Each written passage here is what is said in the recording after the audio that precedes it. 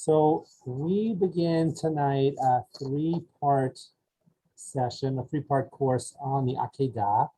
And I think my introduction today is, well, rather lengthy, I would say. The introduction itself is lengthier than most introductions. And that's because it's kind of a big topic and one that I've been thinking about for a little while about teaching. So I want to tell you why I'm teaching this, how it came about, and how we're going to structure these next 3 weeks of sessions, what I hope to gain from it myself, what I hope you might gain from it, the material we are going to cover, and the material we're not going to cover so much because, as I imagine you may already know, 3 weeks is not enough to exhaust learning of the Akeida. It's such a big topic, but we're going to cover one slice of it, the part that, at least right now, I'm most interested in, and I hope you will be interested in it as well. So, I think in some ways, my interest in teaching this in particular, not in the text itself, but the interest in teaching it comes from an essay that we're actually going to look at a little part of shortly by Erica Brown. She talked about the challenge of teaching the Akeida, and you're going to see that in just a few minutes. But I also read a book, which I'm relying on heavily through this course, by Professor Aaron Kohler, who wrote a book about the Akeida, which came out, I think, last year, which I read. There's a real focus on Kierkegaard, who, not a Jew, by the way, Kierkegaard and Kierkegaard's way of looking at the Akeida, and a response to his way of looking at it. And that sort of brought up a couple of different ideas about how we might want to approach this. But ultimately, what I really am interested in doing is asking the question, how can the Akeida be a religiously meaningful text for us? And I ask it that way because I have my concerns that it isn't for as many Jews as it perhaps could be, that several different ways of interpreting the text not only fail to explore how it could be religiously meaningful for us, but I would say rob the text of a certain religious meaning that it is meant to have according to Jewish tradition, according to the Bible itself, according to the ancient rabbis, and according to our tradition itself, which comes all the way down to us. And we're going to talk about how the Akeida is a central text, and why I'm hoping it will be, a text whose spirituality and meaning is enhanced through the process of this course. For those who may not know, I just want to touch on a couple of areas of Jewish tradition that the Akeida is found, so that you recognize how important a text it is. So I'm teaching this class now, August, almost Elul and into Elul, because the Akeida is a critical text for the high holidays. The shofar, at least one key interpretation of the meaning of the shofar, ties it directly to the Akeida. And not only the shofar itself, but the story of the Akeida. Just one quick translation of that for those who may not know. When we talk about the Akeida, this is the binding of Isaac. I know it's the topic of our class, but it's not the sacrifice of Isaac, but it's the binding of Isaac in preparation for that sacrifice that ends up not to be. The Akeida, the chapter 22 of the book of Genesis, is in the Machzor. We actually read it as the Torah reading for the second day of Rosh Hashanah. So on both days of Rosh Hashanah, we blow the shofar, and it throws us back to the Akeida. And on the second day of Rosh Hashanah, we actually read that story. But you don't even have to focus only on the holiday itself. The Akeida is in the Siddur in a variety of places. And in the traditional Siddur, at least some versions of the traditional Siddur, all of chapter 22 of Genesis is in there, right in that Birchot HaShachar early part of the service, which is to say, there are some Jews who read this chapter of the Bible every single day. Talk about something which is, really put front and center. Okay. And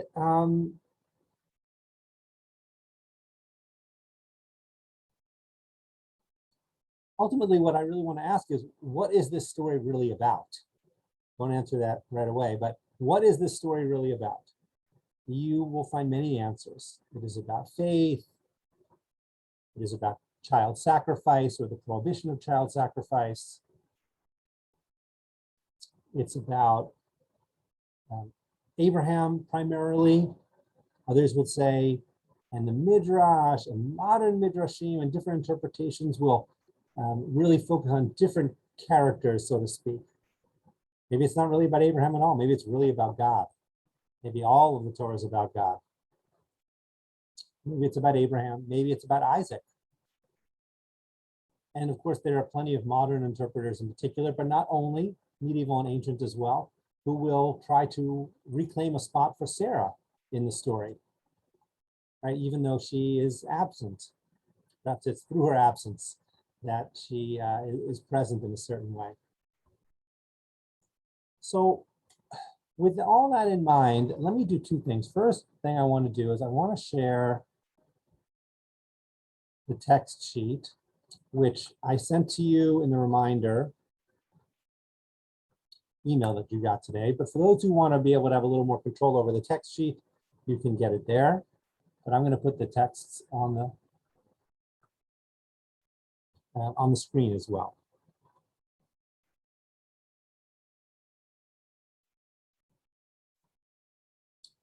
Okay.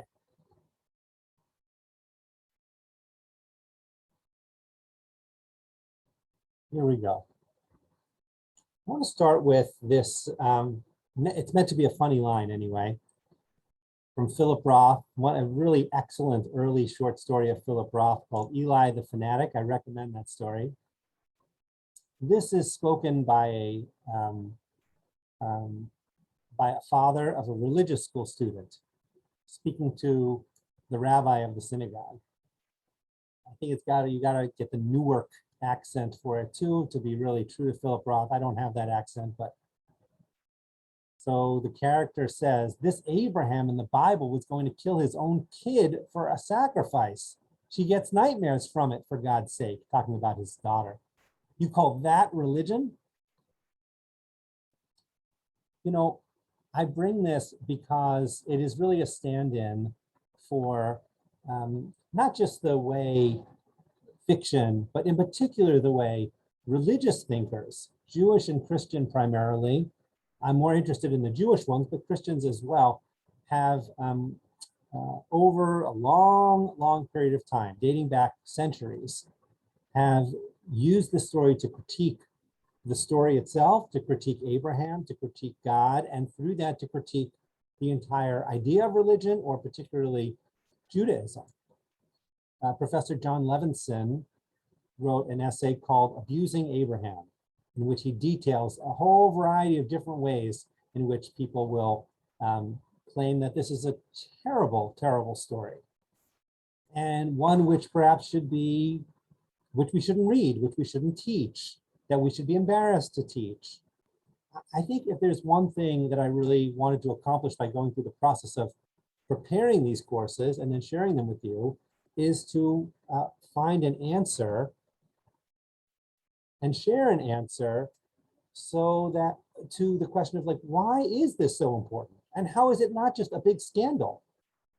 After all, we know the story, which we're going to read now in detail. We can read through it shortly. How is it that we would even want to teach this story? Rabbi Ethan Tucker from Hadar, at the beginning of an essay, basically asks the question, should we just sort of push this aside? And he quickly says, there is no way to push this story aside, because of what I said earlier about how it is inextricably tied up with our tradition, the Bible itself, rabbinic tradition, the Siddur, Rosh Hashanah, all of it. There is no saying, we'll just sort of de-emphasize this story. The only way through is to, or the only way to to understand this story is to go through it, to use the story, to understand the story and see what we can make out of it, as opposed to saying "feh," as this father did in relation to his daughter's learning of the Akeida.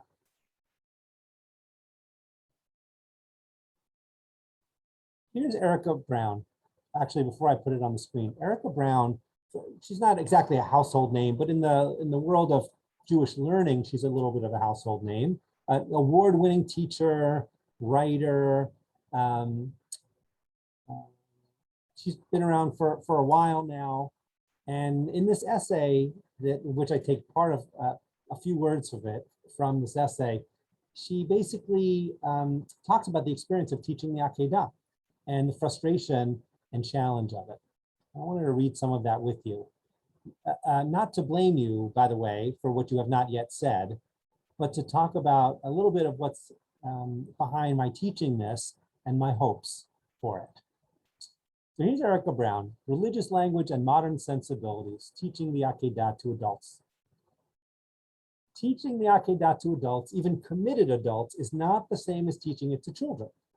Religiously observant adults who revisit and study the text can become, like Abraham's ram, stuck in its thorns, unwilling to accept the pat theology they might have been fed as children. Its complexities open up a larger question in adult education. How can we use its kind of religious language and the assumptions underlying that language in our modern context, where we are not often confronted with issues of self-sacrifice or martyrdom? How can we present texts safely, but challengingly when we don't always have answers, and in some cases, aren't even sure of the right questions? Today, many words in the lexicon of religion have fallen, is what it should say, into disuse. Submission, surrender, repentance, abstinence, modesty, dogma. The list goes on, and each edition reminds us of the distance of these words and the concepts they signify from the contemporary imagination. They are overshadowed by other words that directly or indirectly challenge religious language: individualism, pluralism, relativism, multiculturalism. Today's isms have contributed to the linguistic atrophy of religious concepts. When we are busy recontextualizing religious concepts within ancient history, or thinning out the words so that they achieve neutrality, we fail to transmit the religious dignity that this language conveys. I was sensitive and alert, I would say, to the feel of this paragraph in particular. As I reread it,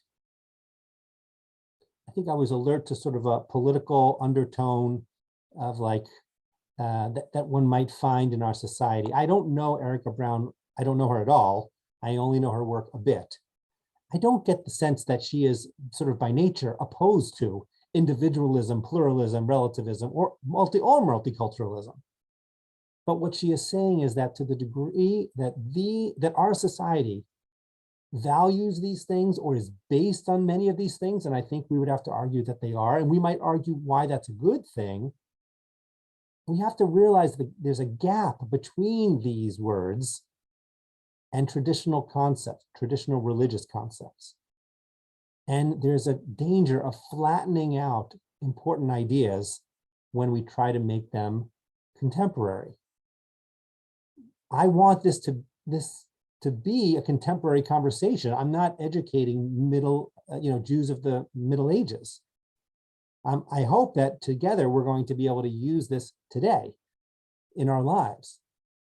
But in order to do that, we have to understand Avraham as Avraham before we say, if Avraham were alive now, he would be put in jail, right? We don't want to jump so quickly to an examination of what happened up on Har Moriah, such that we fail to understand what was happening in the story itself.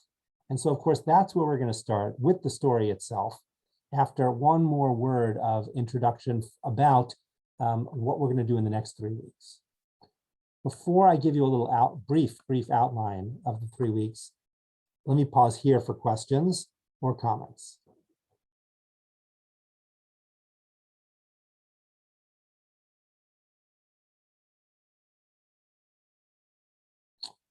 Great. Today, we are mostly going to spend our time in the Torah. We are going to read chapter 22, the Akeida itself, from beginning to end. We are going to see what we can see. Notice what we can notice. We are going to look at this. My plan is also to look at the story of Sodom and Amorah, Sodom and Gomorrah, because of the way it interacts with Abraham's religious personality vis-a-vis God in a way which is different from the way Abraham behaves in the Akedah story. And we're also going to read part of chapter 21, which talks about the near death of Abraham's son, the other one, Ishmael, and think about how that might create some context for the story of the Akedah. Next week, we're going to look at a couple of rabbinic and medieval understandings of the Akedah. And in the third week, we are going to look at Kierkegaard, who I mentioned earlier, and some responses to him, and in particular, Aaron Kohler's understanding of what the Akedah is really all about. Okay, here we go.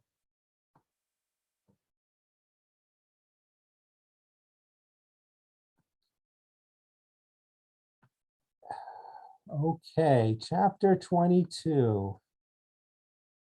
I have it sort of for completeness. I have the whole Hebrew text here. You're welcome to go back to it. That's why I shared the text sheet with you, but we are going to look at it in the English. Okay. With your permission, though you're all muted, but I am taking for granted, I have your permission. I'm going to read through the text, the whole thing. Okay, it's 19 verses. Let's read it. Let's see what's actually there on the page. Okay. Sometime afterward, God put Abraham to the test. He said to him, Abraham, and he answered, here I am. And he said, take your son, your favored one, Isaac, whom you love, and go to the land of Moriah and offer him there as a burnt offering on one of the heights that I will point out to you. So early next morning, Abraham saddled his ass and took with him 2 of his servants and his son Isaac. He split the wood for the burnt offering, and he set out for the place of which God had told him. On the 3rd day, Abraham looked up and saw the place from afar.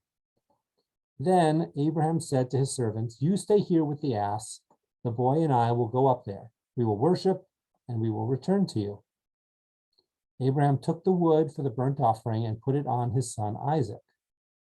He himself took the firestone and the knife, and the 2 walked off together. Then Isaac said to his father Abraham, Father, and he answered, yes, my son. And he said, here are the firestone and the wood, but where is the sheep for the burnt offering? And Abraham said, God will see to the sheep for his burnt offering, my son. And the 2 of them walked on together. They arrived at the place of which God had told him. Abraham built an altar there. He laid out the wood. He bound his son Isaac. He laid him on the altar on top of the wood. And Abraham picked up the knife to slay his son. Then an angel of the Lord called to him from heaven, Abraham, Abraham. And he answered, here I am. And he said, do not raise your hand against the boy or do anything to him. For now I know that you fear God, since you have not withheld your son, your favored one, from me. When Abraham looked up, his eye fell upon a ram caught in the thicket by its horns. So Abraham went and took the ram and offered it up as a burnt offering in place of his son. And Abraham named that site Adonai Yireh, whence the present saying, on the mount of the Lord there is vision. The angel of the Lord called to Abraham a second time from heaven and said, By myself I swear, the Lord declares, because you have done this and have not withheld your son, your favored one, I will bestow my blessing upon you and make your descendants as numerous as the stars of heaven and the sands of the seashore. And your descendants shall seize the gates of their foes. All the nations of the earth shall bless themselves by your descendants, because you have obeyed my command. Abraham then returned to his servants, and they departed together for Beersheba, and Abraham stayed in Beersheba.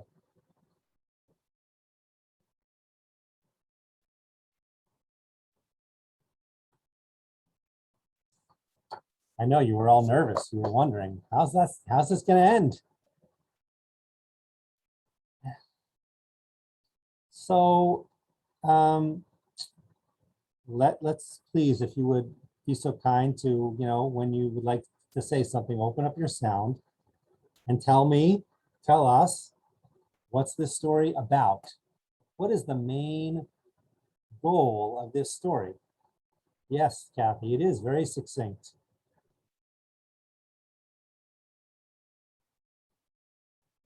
I'll give you another question to answer. If you'd rather not answer, what's this all about? What did you notice in the story that as we read it today that you perhaps did not notice in the past? And finally, this is really a setup of a question, but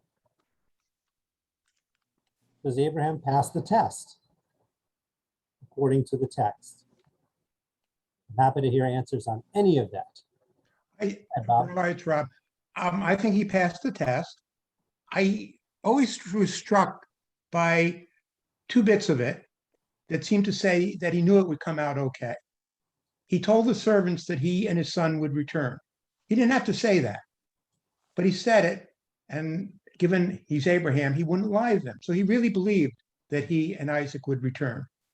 And then he told his son, asked, where's the ram? And he said, God will provide the ram. And again, he's not going to lie. So I think he believed that it all would turn out right. That doesn't mean it wasn't a test, because he still had no idea how it was going to turn out all right. So I think those two lines have always been for me a bit of a giveaway that what he did wasn't so difficult for me to accept. That he didn't really think he was going to end up sacrificing his son. Thank you, Rob. Bob, you wanted to say something? Yeah, so I agree with Rob, and I think that in this story, he seems way out of character for not arguing at all about what God tells him to do. And he's been known to be very testy with God. When God tells him, with stone, he carries it right down to the last, 3 people. And if I got my math right, and this time he doesn't say anything. So yeah, I think that he was real confident if he just, if he just went as far as he could go, that God would see that he was not holding back, and God would, there'd be something like a ram in the thicket, and everything would turn out okay, and he'd come back with Isaac. Thank you, Bob. Amy? Well, I think I have to slightly disagree, because God doesn't reward Abraham for having faith that God will make it all right. That's not the reason for the reward. The reason for the reward is that he would not withhold his son, which seems to imply that Abraham was willing to go through with it, and God believed that Abraham was willing to go through with it. So and I mean, I've always found this story difficult. So I'm not sure how to, the reason could have been because you believed in me, or you had faith, but that's not the reason for the reward. Thank you. What's nice about all 3 of these comments is that they are, there's like good, you're not commenting based on what the rabbi said, but you're being good rabbis, right, of the rabbinic period. So, Rob says, if you read the text really carefully, right on the spot, right, you get one impression about this. Amy actually does the same thing, but from a different part of the story and draws a different conclusion. And Bob does a completely different thing. And he says, no, if you compare this part of the Torah to another part of the Torah, you have this conflict, and that makes him, wonder about it. Right. So I do think that, first of all, Rob, it's interesting because you're not alone in noticing that, right? The idea that, Abraham's an upstanding guy. He says he's going to be back. And by the way, does he come back with his son? No, he doesn't come back with his son. But he thought he was going to come back with his son, we might argue, because that's what it says. I do think that, some people have argued that, I know you said you addressed this directly in what you said, but there are people who say if he thinks that God is not really going to make him do it, it takes away the punch of the story, takes away the power of the story, because it's not quite the test that it at first seems it is. And Bob, we're going to talk in just a minute about Stoma Namara. Yeah, go ahead, Rob. Sharon, Sherry, yes. This is the most difficult Torah portion of my Judaism. Every year I struggle with it. Every year I try to look at it from a different angle. But the very first thing I look at is, why would God make this the test for Abraham?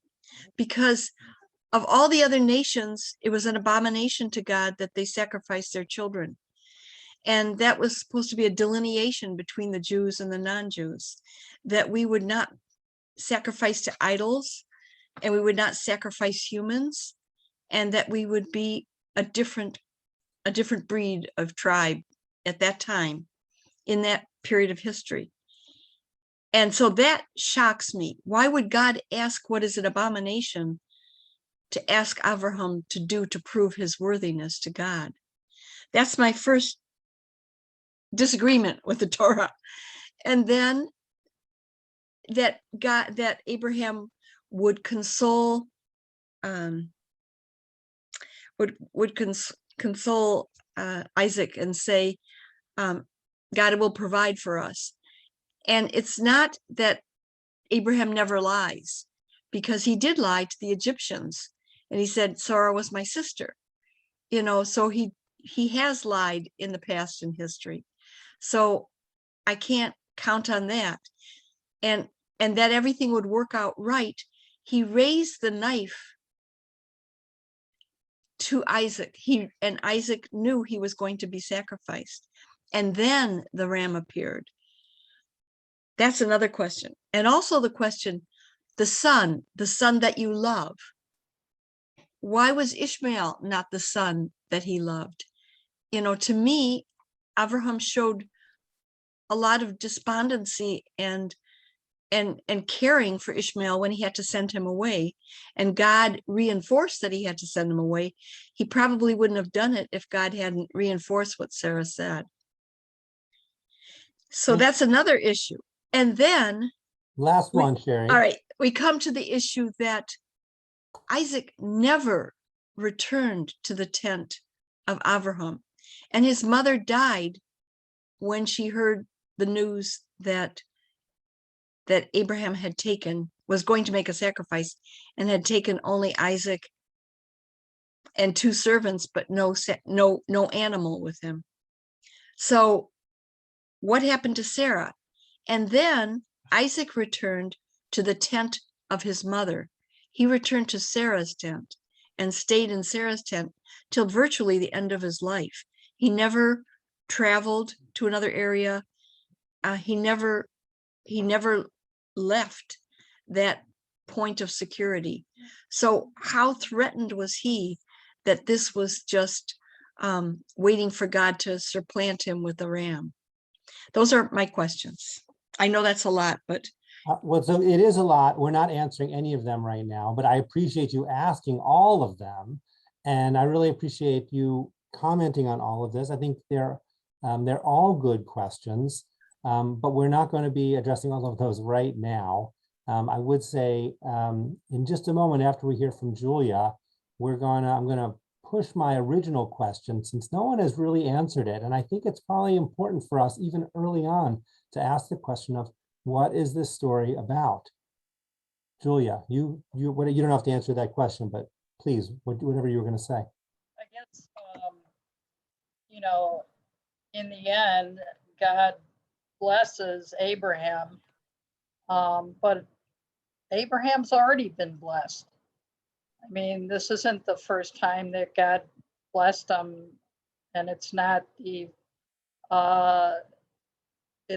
first time. I mean, in prior chapters, he already blessed Abraham and his future and the family and all that. So it's Abraham didn't need that blessing, right? Because he's already had it. I don't know. I wouldn't look a blessing directly from God, to how do we say it? Look a gift horse in the mouth. I mean, it's still a blessing from God. I mean, I guess the point. No, I know, but why do you have to test him to now when he's been tested, but he, like God didn't know that he would sacrifice his son for God? It's like God didn't trust him as far, his belief in God, that he made him go through this test. Okay, interesting. By the way, I would say, remember, every time we talk about faith in God in the context of this story, I think it's important to remember that the difference between Abraham having faith in God and I think what most people mean today when we talk about faith in God. Faith in God today, often you say, do you believe in God? Do you believe there is a God? But I don't think that's what Abraham's faith in God is really about. We take for granted by this point in the story, perhaps from the very beginning of Abraham appearing in the Torah, that he has faith in God. Right? And it's to say he believes there is a God. The question here is, by the way, this is not to disagree with anything you said, Julia. This is just to define that idea of faith. It's, will Abraham be faithful in his relationship by God by following what God says in this case? And what you're asking is, why does God seem to need this test when we know all that came before? Right. I think there might be actually a fairly straightforward answer to that, which is, even though it's not so clear what all the tests are, the rabbis will talk about this, but there ain't no test like this test, I think is the answer. Does God need to be shown? Does Abraham himself need to be tested? We test ourselves to see what we're capable of sometimes. In this case, God seems to be testing Abraham. I wonder. I saw another hand. I'll take maybe one more, Kathy, and then we're going to move forward a little. Yeah, I won't talk long, my throat. I think that I have a problem with saying that he knew that God wouldn't do it, because he can't know God. So that just doesn't work for me. And God never said, I'm just doing this for show. So, I mean, he wanted him to sacrifice him. So, yeah. Yeah, I mean, I said early on that, we wonder, who is this story really about?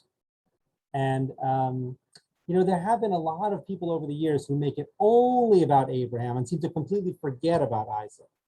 But it's hard to argue that Isaac is really the main character of this story, right? And again, as much as we want to reclaim Sarah's voice, especially at this critical moment in the life of her family, again, she's not in the story. So the Midrash will do some work on that, and I think modern Midrashim do, and in ways that I really appreciate. But it does seem, very much to be about Abraham. And the question is, what is this test about? Right? We may not have an answer right now, even though I'm sort of pushing us to continue to consider that. What is this really about? Could it really be about a test if Abraham thinks it's not really a test? Is Abraham, does he lift the knife thinking, I'm really about to do this? Or does he lift the knife thinking, I'm really not going to have to do this? There's no indication on the page, as far as I can see, that Abraham is at all angry at God. He seems completely ready, right? Yeah, and in spite of what Bob said, what Bob Levine said, and we're going to see that there is what to argue on Bob's side, right? What about Sodom and Amorah, right? Where's that, Abraham? And I agree with that. But on the other hand, like, this doesn't not seem like Abraham, because just as, we might make a contrast Abraham, the silent Abraham of the Akeida, with the very talkative, argumentative Abraham of Sodom and Amorah, the Abraham of the Akeida seems a lot like the first Avram when God first calls him. Hey, you, yeah, you, get up, leave the house, leave your parents' house, your father's house, the home of your birth, etc., and go to this land. And what does he say? Nothing. He goes. That seems a lot like this guy that we have in chapter 22. So how do we make sense of the sometimes argumentative, insistent person who is insisting on ethics, and at least the way some people set up the Akedah,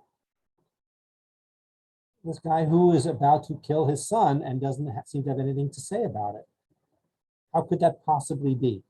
And I would just say, just to sort of preview something that's going to be coming down the road, one of the ongoing issues here in all the literature about this is God asking, and this may seem like a crazy question, so you'll just have to hear it and then we're going to talk more about it, but is God asking Abraham to do something unethical? You say, what? Of course, right? He's asking him to kill his son. It's unethical today. Therefore, it must be unethical in this story. And I think that's a key issue that we're going to come back to repeatedly, especially in our third session. Okay, let's look at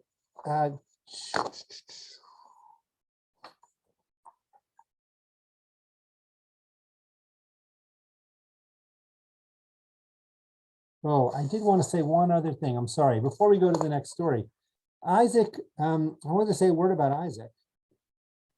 It is pretty clear in the text, but just in case you're still imagining Abraham lifting a child, like a really little boy, and putting him on the altar, you should probably get that out of your mind, right? It just does not seem to be the case. He does refer to him as the lad, right, in English translation, but he's too big. He's too big. Our tradition will say he's an adult. And usually when you see artwork of the Akedah, he is depicted as an adult. And so you could have a whole conversation, and this is a very important conversation in Christian interpretation, the death of the son, right? You hear that, the death of the son, right? But there is a certain potential line of questioning which says could really be about Isaac. Isaac is agreeing to this just as much as Abraham is. And yet the story does not really emphasize Isaac as it emphasizes Abraham here. All right, Karen, even though I said we're moving on, I'm taking your comment or question and then we are moving on, please. When you said, what's the story about? So the story can be about the test, but no one says that Abraham passed the test. Maybe he flunked it. What in the story gives you that impression? In the story, not, well, God, nothing in the story. God, the angel, whatever, shows him the ram, so he doesn't kill him. But then later on, he does have Sodom and Gomorrah, where he's looking like, talk back to me, you know, like fine, when I took you at the beginning out of your father's house and you listened, okay, you listened. Now I'm testing you to see if you'll stand on your feet and tell me that this is morally wrong, and you failed it. So then they get to Sodom and Gomorrah, and it's like, yeah, it's reversed though. oh, it is. It was before. Sodom and Gomorrah is prior to this. Okay, that ruins my whole theory. All Okay. right, sorry. Okay, let's look at that story of Sodom and Gomorrah. I know it's pretty familiar to people, but let's take a look.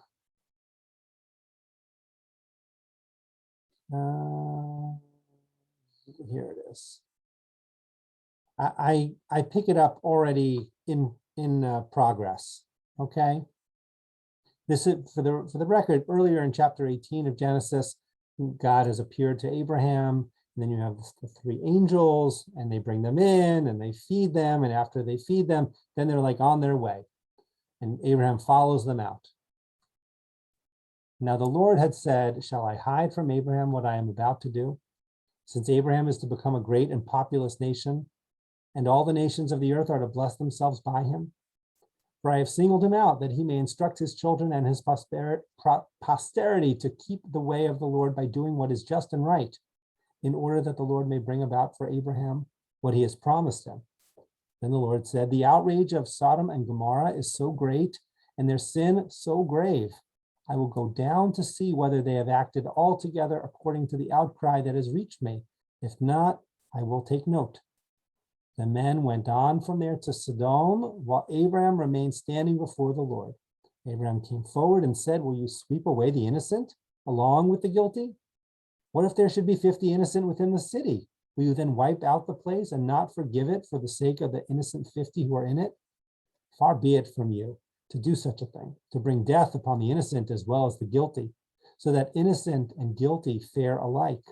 Far be it from you. Shall not the judge of all the earth deal justly? Here's that talkative Abraham. We know what happens next. Well, what if there are 50 less 10? Will you kill those 40? What if there's 30? What, right? Etc. Till he gets down to 10, which might lead you to think this is where we get the idea of minion, but it's not. So, but still, and what happens in the end? Sodom and Gomorrah are destroyed, which is to say there aren't even 10 righteous there.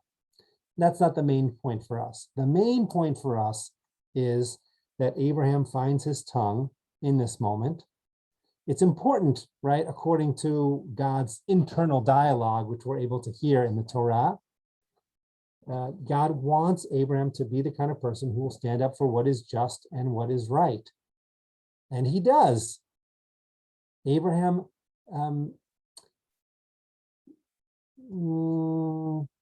what could Abraham have thought other than the way he did think and then proceed to argue with God? What might Abraham have said? I'm going to put it back on the screen for a second. Let's say Abraham had decided not to speak after verse 21. Then the Lord said, the outrage of Sodom and Gomorrah is so great, their sin so grave, I will go down to see whether they have acted altogether according to the outcry that has reached me. If not, I will take note. Let's say Abraham had kept quiet. Give me an argument for why he might have kept quiet.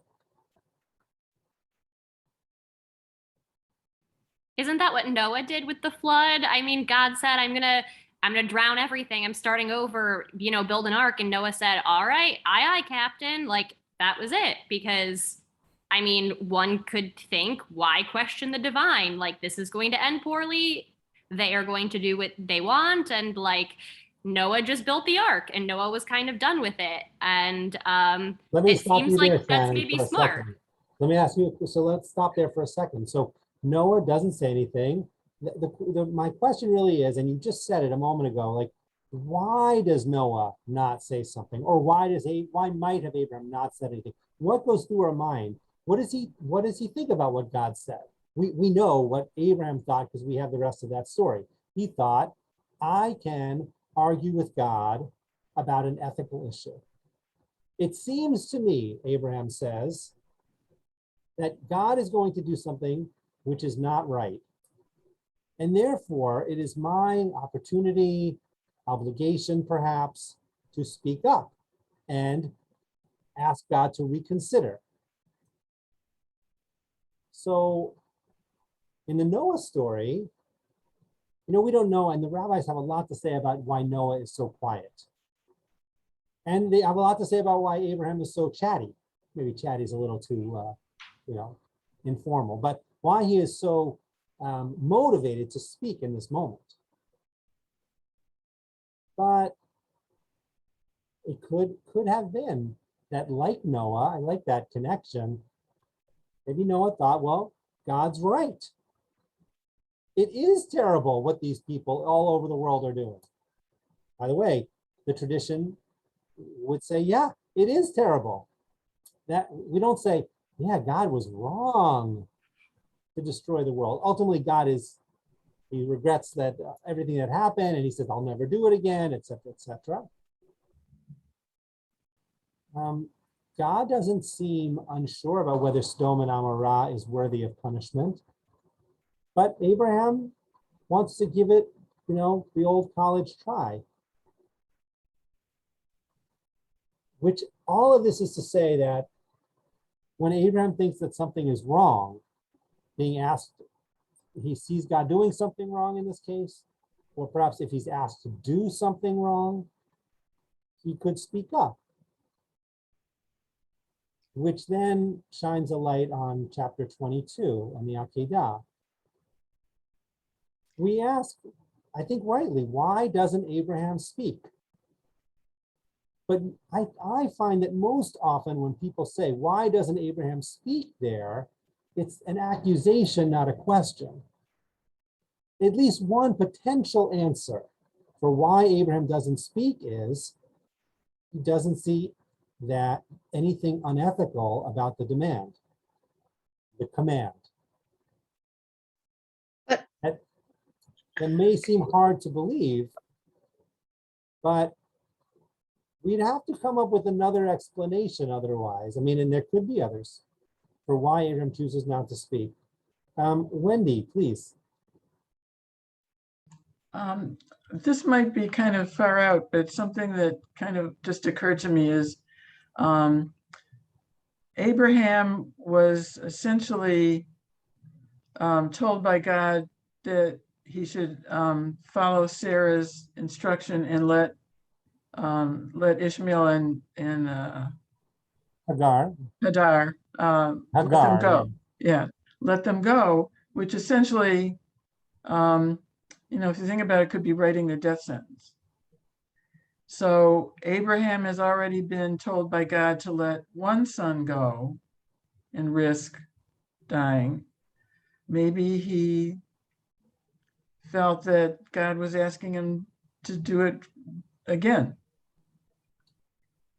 I think that's something we should explore. We're actually going to look at that story in just a few minutes. also, Yes, Sherry, and then Kathy.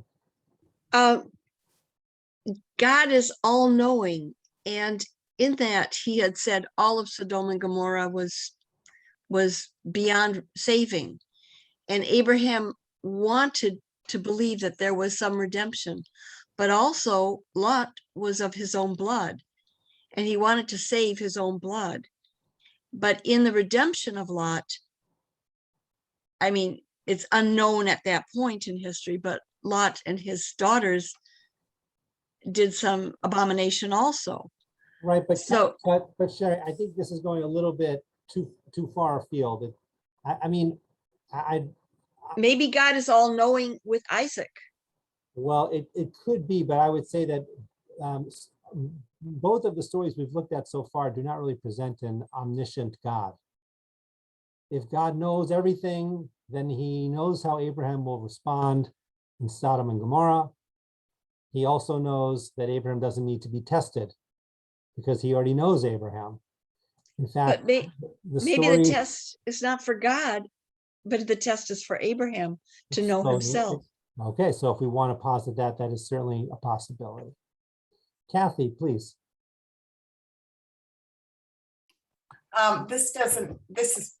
Sounds way out of field, but it seems to me that God does, or that Abraham cares more about what happens to groups of people.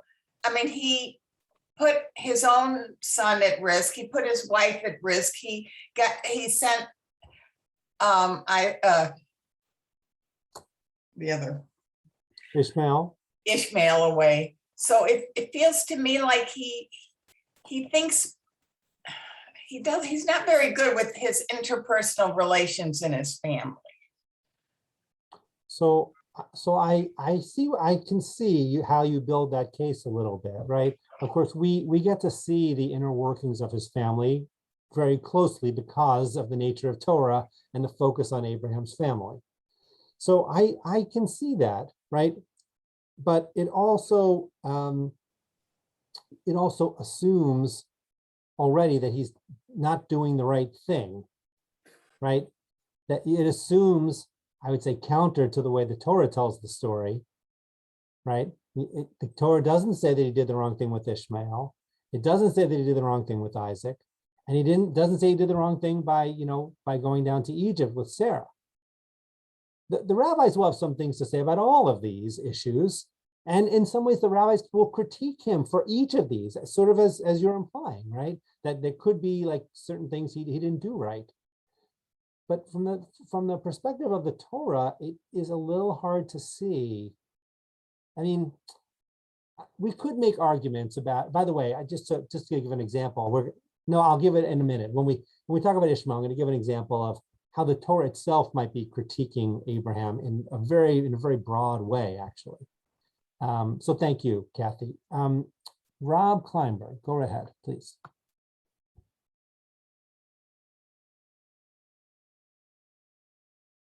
We can't see you, so we don't know if you're speaking, Rob, but we don't hear you, certainly.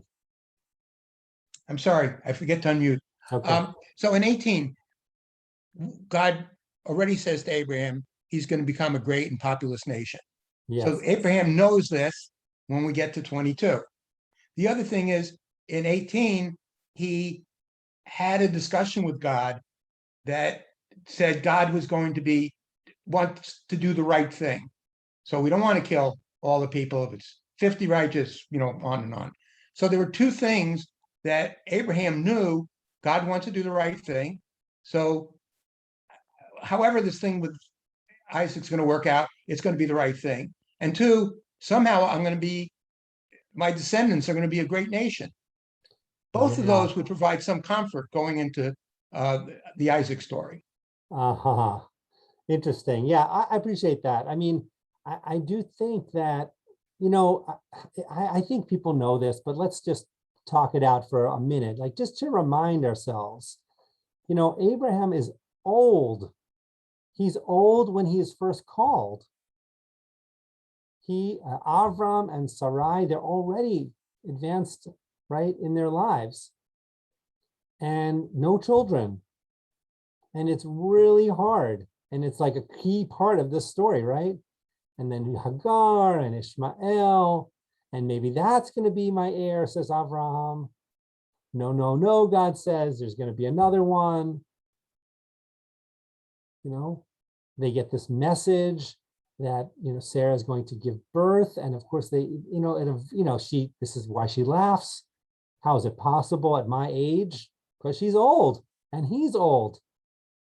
And then, you have to just, with that as a, backdrop, and knowing all that you just said, Rob, right, that God has promised, like the outrageousness of this request only is highlighted by all that we just said.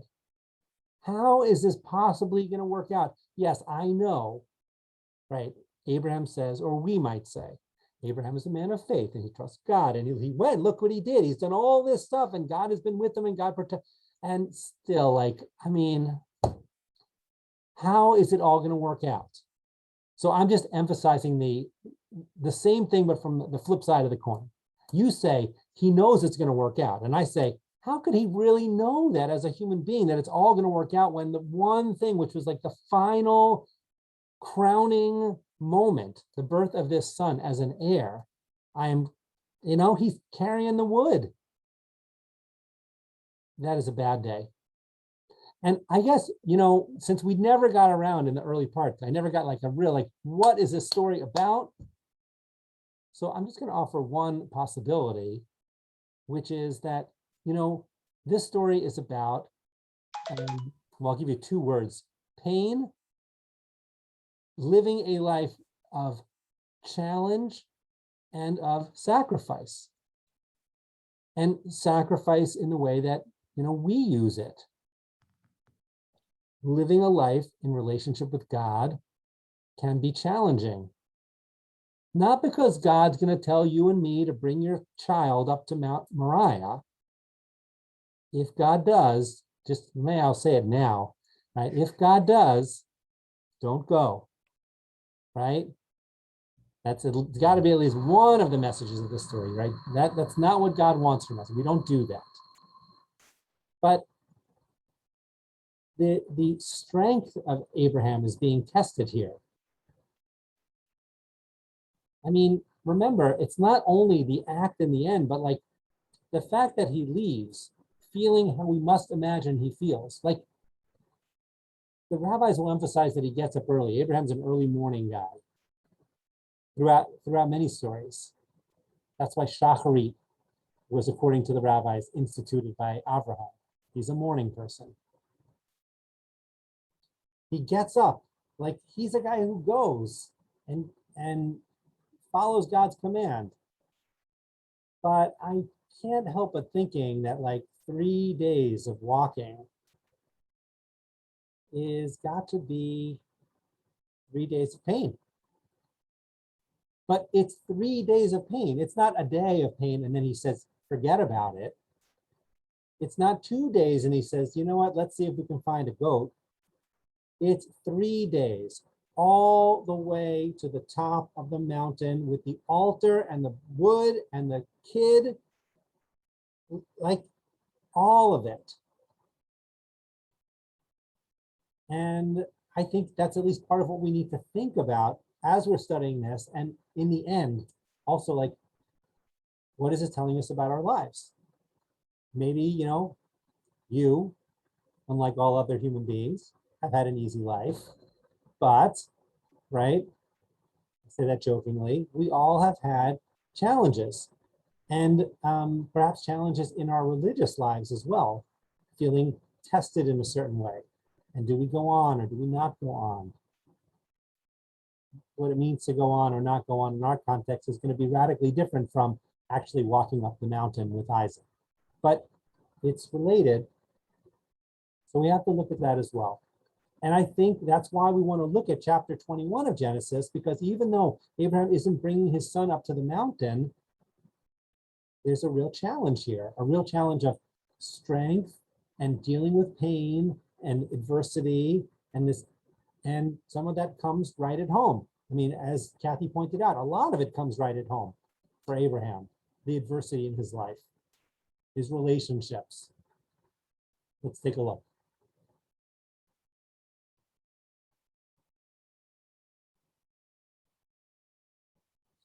Give you an even shorter piece of this. Nope, before I read this, let me just make sure we know where we are. Sarah cannot have a child. She brings her handmaid Hagar to Abraham on her behalf, so that Sarah will be built up through Hagar. Hagar will have a child that will be Sarah's child. Of course, it doesn't really seem to work out that way. The whole point is that it ends up being Hagar's child, and that is what causes Sarah to be very upset about the entire thing. And in the meantime, Abraham now has a son, so that's seemingly a good thing. But in the meantime, eventually Isaac is born, and Sarah does not want Ishmael around anymore. It says that Ishmael was still hard to tell. He was mitzacheking with Isaac. He was playing around with him, but the rabbis say he was shooting arrows at him. It's not a good thing. Sarah says, you got to get him out of here. And as you heard, someone said earlier, Avram is reluctant, and God urges him on, commands him actually, listen to your wife, listen to the voice of Sarah. And so he does.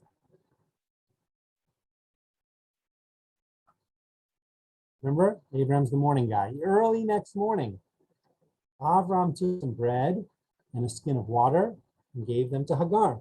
He placed them over her shoulder together with the child and sent her away. And she wandered about in the wilderness of Beersheba. When the water was gone from the skin, she left the child under one of the bushes and went and sat down at a distance, a bow shot away. For she thought, let me not look on as the child dies. And sitting thus afar, she burst into tears. Hagar and Ishmael are not that, they're important figures in the book of Breshit and in the Torah overall.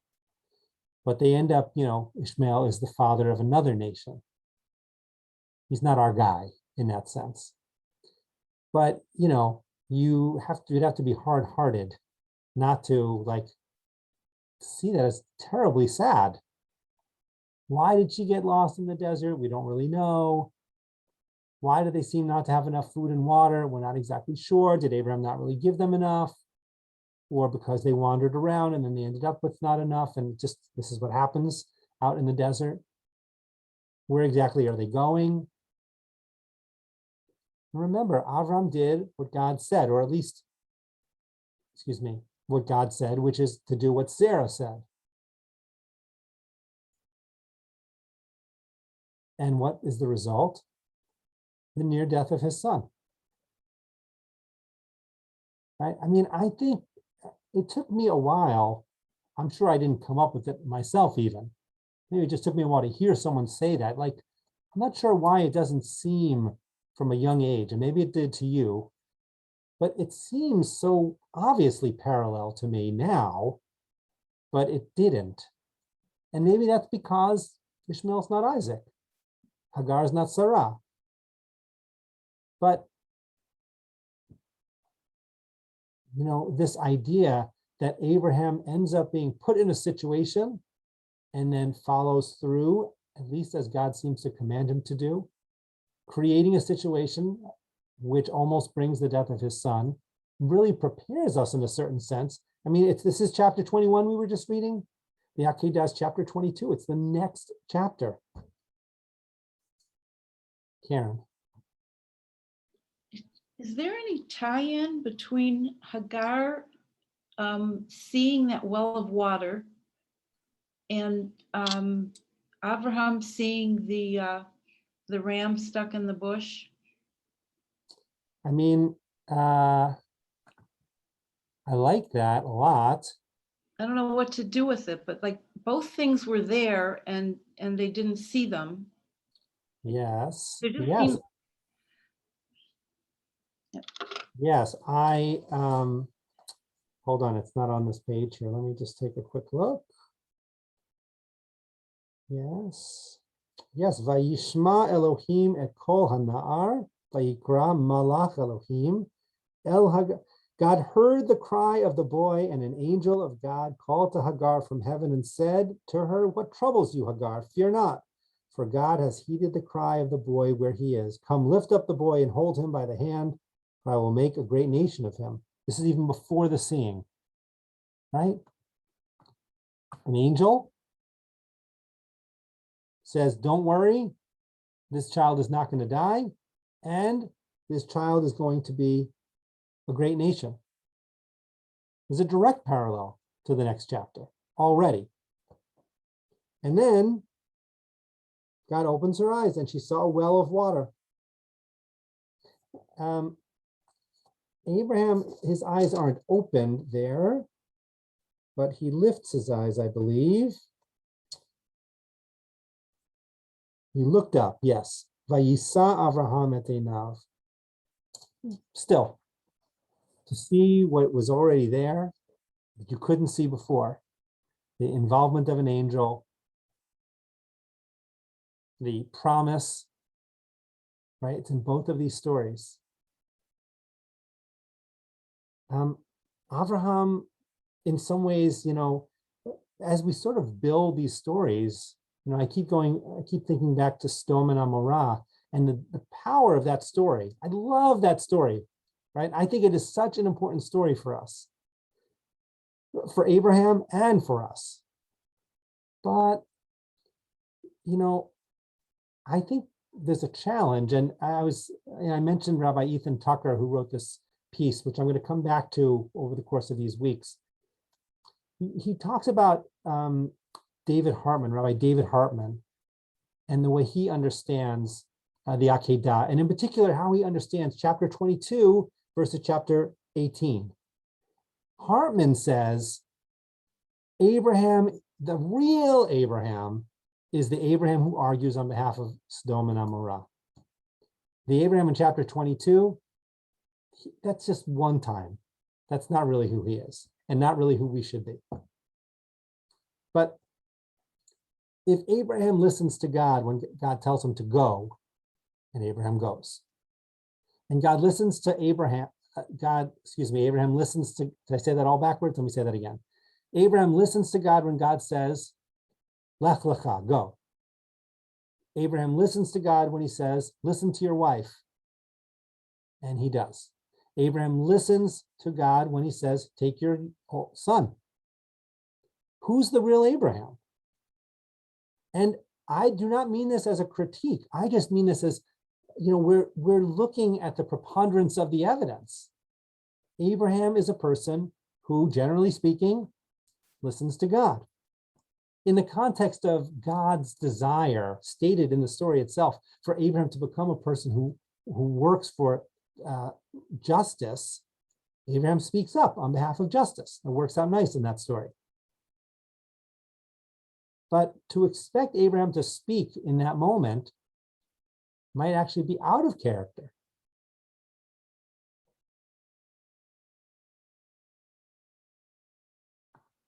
Okay.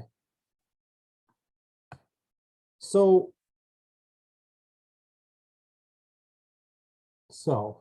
I felt like there was another hand up, but maybe it was a comment that I was just.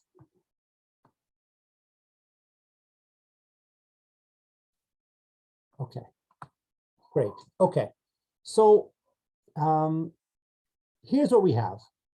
We have this story of the Akeida.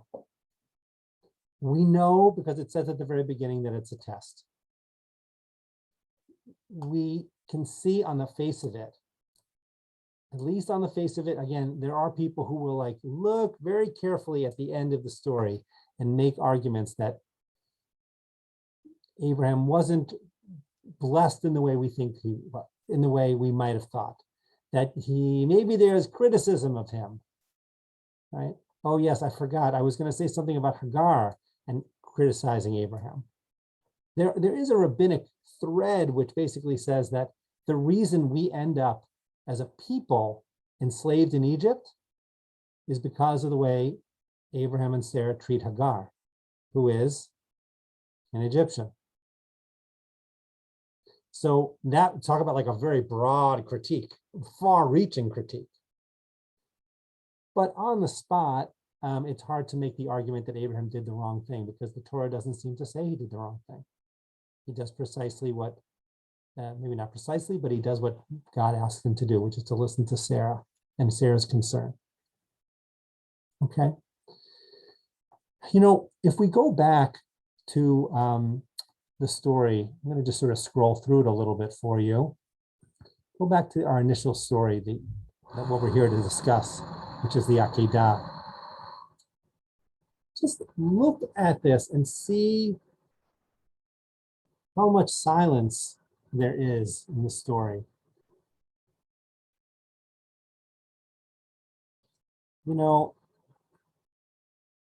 Abraham says, Hineni, here I am, at the beginning. He speaks to the servants, giving them not all that, it's not, momentous information, but it is just sort of factual. He says Hineni to Isaac. We don't really know, or let me put it this way, the text doesn't tell us what Abraham's thinking about. The text, and this is in some ways the root challenge of this story. What we most want, I mean, maybe what we want to know is why God did this. But more than that, because at least it does tell us something important at the beginning. God did it to test Abraham. But we don't know what Abraham is thinking, and we so want to know. How could he go? Why does he go? Why doesn't he tell Sarah? Why doesn't he tell Isaac? What is he thinking for 3 whole days, knowing that when he gets to where he's going, he's going to have to sacrifice his son? Right?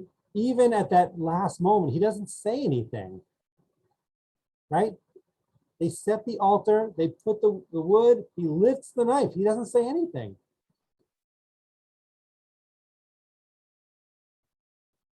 God starts to tell him, you know, he says, don't raise your hand. He doesn't say anything. He takes the ram, he sacrifices the ram. He doesn't say anything. We know that he names the site.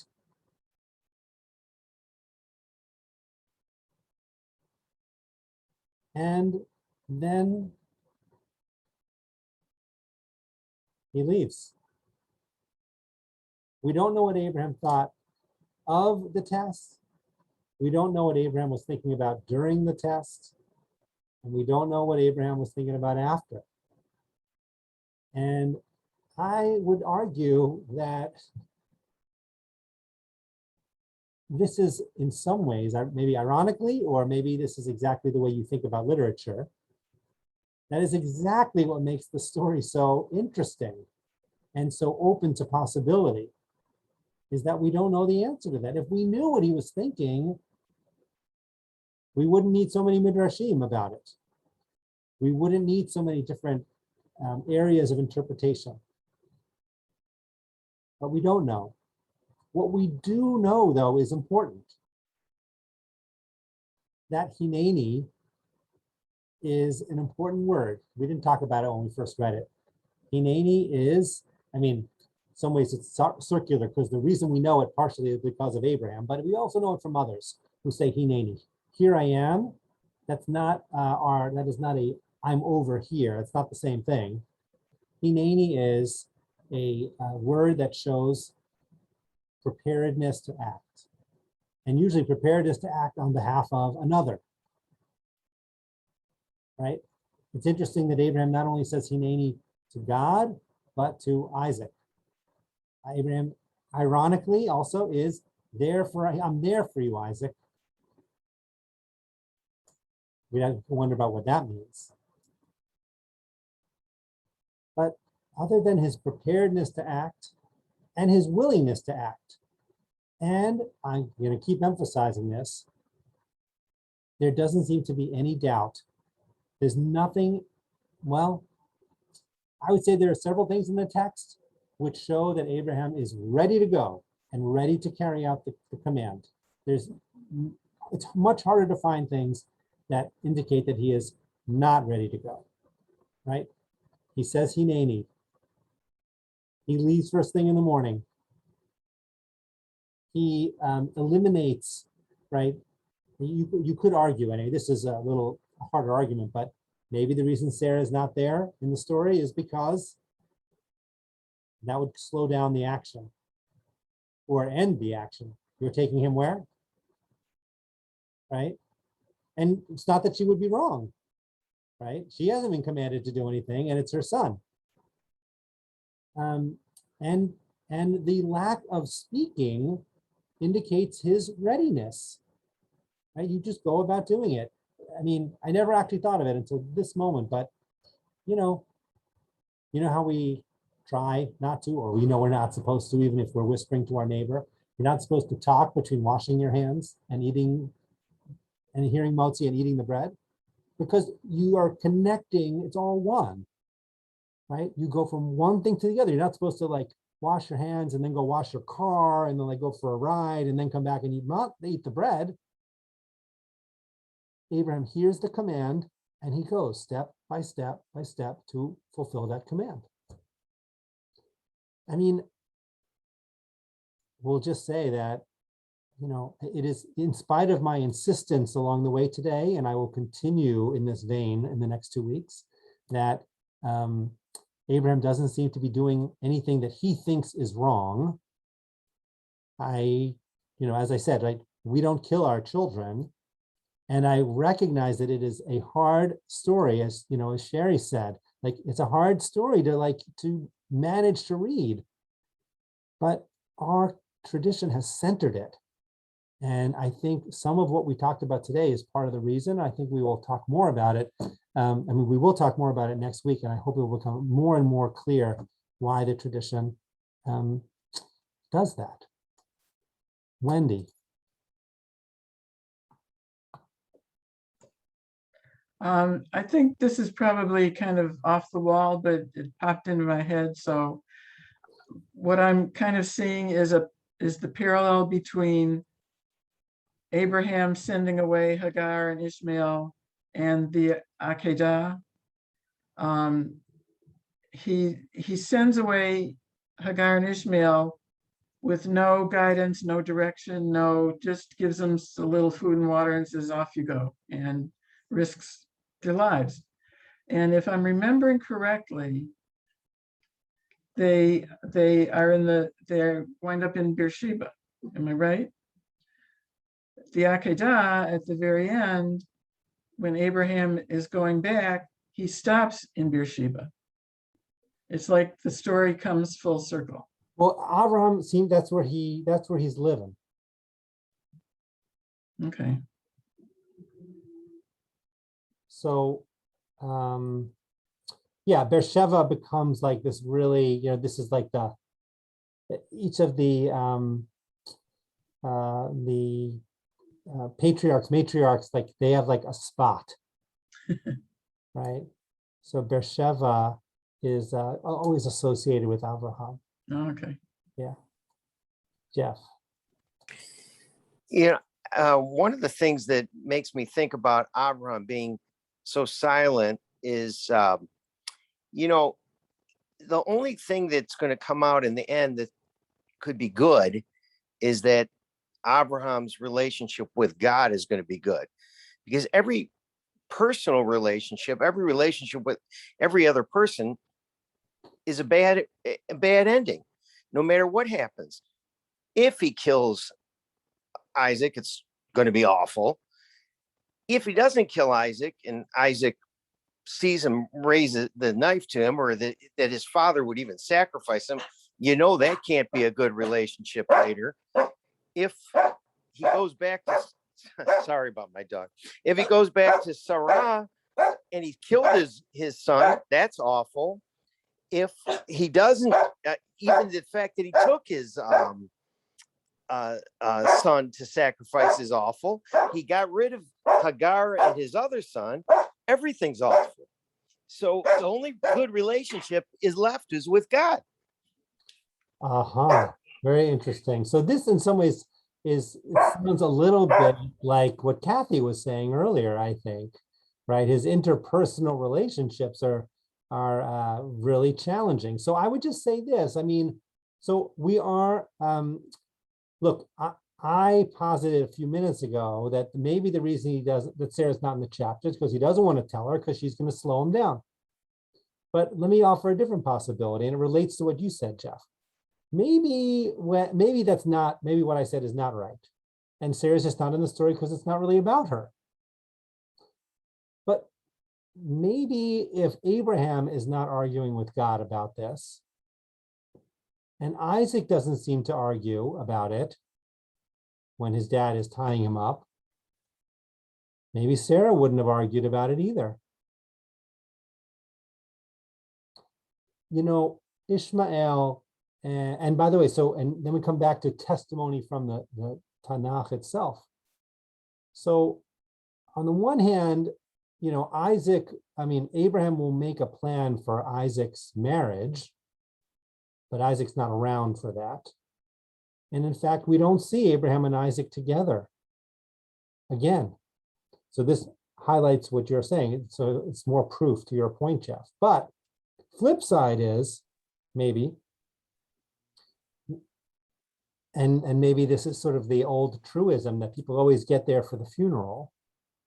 But you know that both Isaac and Ishmael are at Abraham's funeral. They bury him. Often that's seen as like a nice moment for like the two brothers who had this, because of their parents, like they ended up being split apart, but they're still brothers.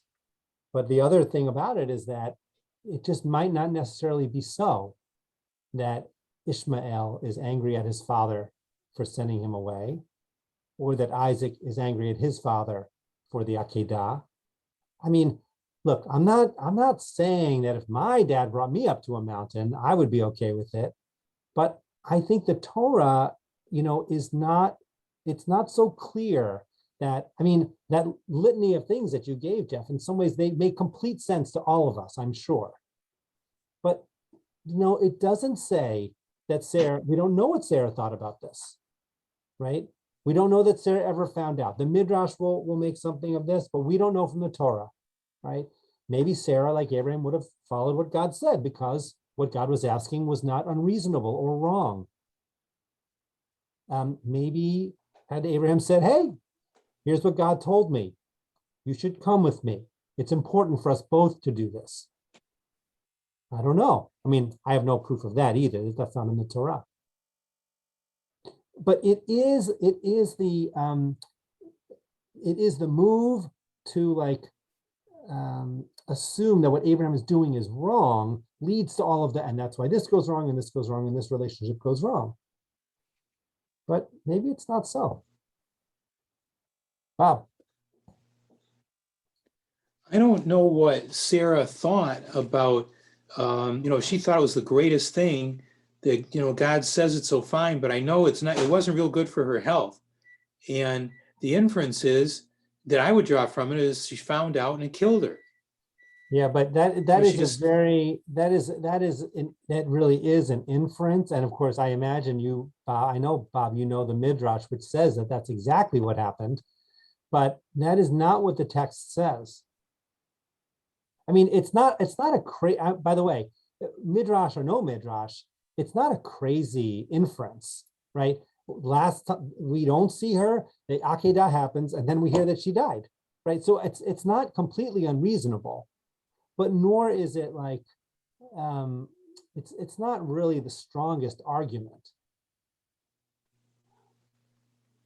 I mean, and by the way, that's not against you, that's against the rabbis too. But it does, we know that Midrash so well.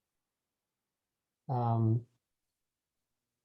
think we do. Maybe I should say it aloud. For those who don't know that Midrash, right, it says that, Samael or Satan, the instigating, prosecuting angel, right, the one who also gets Job in trouble. So Samael sees what Abraham's doing and goes to Sarah and says, your son, your husband Abraham took your son, right? And actually, I believe there may be different versions of it. I cannot remember. Does Samael say he actually killed him, or just tell Sarah that he took him to be sacrificed? Either way, the Midrash says he killed Sarah. The news itself killed her. So, and I think for those of you who are mothers, or just those of you who are parents, or those of you who are human, all of us, like, we could say, yeah, it would kill me too. Like, I mean, it doesn't feel it. I mean, it seems perfectly reasonable that that's how she might have reacted, that's how her body would have reacted to this. But it's not what the Torah says. Kathy, you got to unmute. Sorry, I have an art scroll homage, and it portrays Isaac as being very willing, that he tells his father to tie him tightly so he won't inadvertently. Yeah, Kathy. I mean, where do they come up? Yeah, Kathy. Is that a Midrash? I'm going to interrupt you for just a second. So, okay. Right, I'm glad you have that there. We're going to look at that okay. Midrash and a bunch of them together. For those of you who know the book, Legends of the Jews, It's actually a collection of books by Louis Ginsberg, Professor Louis Ginsberg. Instead of looking at individual midrashim, we're going to use his sort of collection to look at a whole bunch of midrashim all squished together, including exactly that next week as we look at rabbinic attitudes and medieval attitudes towards the Akedah. So I'd like to hold on to that for now. Okay. I mean, and after we do, then you can say exactly what you said, which is, where do they get this from? So we'll talk about that. But I think we should probably wrap up now. Oh, Karen, last comment, and then we'll wrap up. All right, sorry. I just want to say, I think most of our patriarchs were pretty crappy husbands and fathers. Moshe, you know, was terrible. There was favoritism from the one, you know, from one son to another son. I think that's part of Bereshit. I think I don't think. So Karen, I'm glad we're gonna leave it with this, because I think what I'm ultimately appealing for, because I think these are very ingrained attitudes, and I think I would ask you to, I mean, we can feel however we want about the text, and we can emphasize certain aspects of the text or rabbinic attitudes towards it or over others.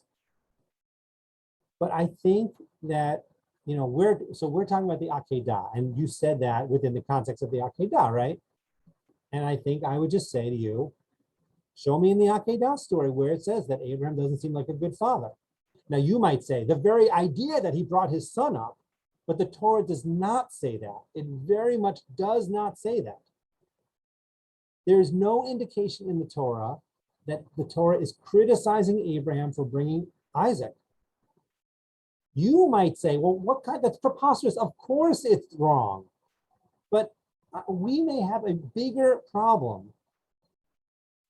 I mean, if Abraham's an unethical guy, well, that's okay. So then we can say he's an unethical guy. But then what we are left with is, right, a Torah which does not criticize a completely unethical guy. And I'm not sure that's the Torah that we want. And so the question is, and this is, I should tell you, the title of Rabbi Tucker's piece is called Redeeming the Akedah, Halacha, and Ourselves. And the premise is that we have big problems if we are left with an Akedah which is unusable. If we are left with patriarchs and matriarchs who are unusable. It's not to say, you know, people I know, and in classes that I teach, people are like, that's something I like about Judaism. We're able to criticize the people, and that is true. And the Midrash can sometimes do that, and we can do that. And we believe in asking questions. But just remember that in the long run, the goal is not to end up with stories or individuals who can't serve us in terms of our own relationship with the tradition and with God. And I think that is a perfect place to end this session, because I think that's at least what I'm interested in, the reason we're offering this class. And by the way, if Erica Brown had a hard time with her students, I'm not overly optimistic. You know, that is to say, like, I think, you know, what people have said throughout, we keep going back to how could this, and he did a bad job, and he's not a good parent. And I think underneath it all, even for those who haven't spoken, I know you're thinking, how could this possibly all be okay? Because he's bringing his son to kill him. And what I'm saying is, I hear you. And I also don't think it's good to kill our children, as I've said now 3 times tonight, because I want to make sure we get that out there. But we have to ask ourselves why our tradition is a tradition which says that what Abraham does is amazing and meaningful and worthy and heroic and just what God asked him to do. Because if we can't find some way to understand it, then we really have to ask ourselves, why this story? And, you know, and when I say it all that way, then I feel like the pressure is really on for the next 2 weeks, because if I don't convince you, then like, you know, then who knows?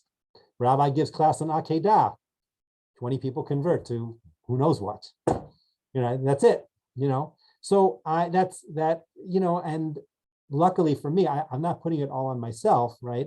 I believe in the tradition's ability to express some of this, and I am just sort of bringing it together for us. So I just hope that we're going to end up with a somewhat deeper understanding of the Akedah and different ways of looking at it, so that when we get to Shul on the second day of Rosh Hashanah, or when we hear the shofar on the first and second day of Rosh Hashanah, or wherever you're going to be for Rosh Hashanah, here or wherever you are in front of your computer, whatever it is, you can think about this text and hopefully feel something more than you, even if you feel a lot already, something more than you felt last year. And now we're done for tonight. So thank you very much. I really appreciate your attention and clapping.